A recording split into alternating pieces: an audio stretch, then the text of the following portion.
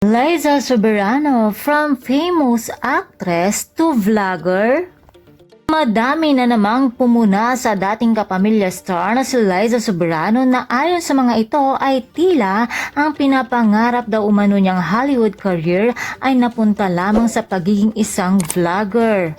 Ayon nga sa mga netizens, tila pinagtatawanan daw umano si Liza dahil nga naman pinakawalan nito ang mas madami sana niyang opportunity dito sa Pilipinas bilang isang aktres.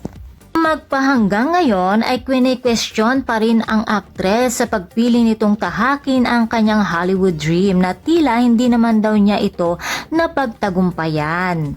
At ayon pa sa mga ibang netizens, halos laman daw ng kanyang YouTube channel ngayon ay ang pagpopromote tungkol sa mga Korean kung ano-ano na daw di umano ang pinaggagawa ni Liza sa kanyang career. At nasaan na daw ang kanyang pinapangarap na Hollywood. Sinasabi pa nilang wala daw kwenta ang Hollywood movie niyang Lisa Frankenstein. Sinumbatan muli ito na walang utang na loob na kesyo gusto niya lamang maging malaya sa kung anuman ang gusto nitong gawin. Ngayon, nasaan na daw si Liza? Binansagan din itong Hope in Korea. Subalit, kung mayroong patuloy na bumabanat at hindi tinitigilan ng mga bashers and haters si Liza, mayroon din namang nagtanggol sa aktres. Ayon sa mga ito, ang importante di umano ay ginagawa ni Liza ang kanyang trabaho dahil alam ng mga ito na sa bawat naging desisyon ni Liza ay masaya siya.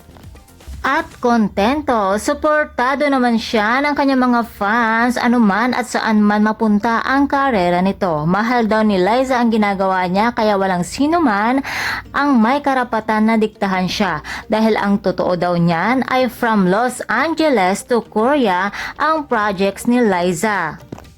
Dahil ang pinapakita lamang niya sa kanyang mga vlogs ay ang kanyang journey sa labas ng bansa. Kaya kung naiirita na kayo kay Liza, simple lamang, huwag niyo siyang panoorin at subaybayan. Dahil ano't anong paman ang desisyon ni Liza, masaya siya rito at suportado siya ng kanyang mga loyal fans. Kaya sa lahat ng mga bashers and haters ni Miss Liza Soberano, mind your own business at huwag toxic.